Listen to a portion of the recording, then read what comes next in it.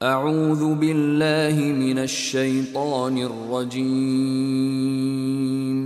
بسم الله الرحمن الرحيم والتين والزيتون কসম তিন ও জায়তুন এর, وطور سينين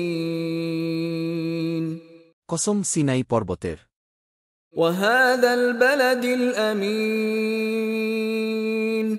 কসম এই নিরাপদ নগরীর। لقد خلقنا الإنسان في أحسن تقويم অবশ্যই আমি মানুষকে সৃষ্টি করেছি সর্বোত্তম গঠনে। ثم رددناه أسفل سافلين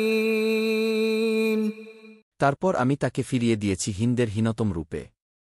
إلا الذين آمنوا وعملوا الصالحات فلهم أجر غير ممنون তবে যারা ঈমান এনেছে এবং সৎকর্ম করেছে তাদের জন্য রয়েছে নিরবচ্ছিন্ন পুরস্কার।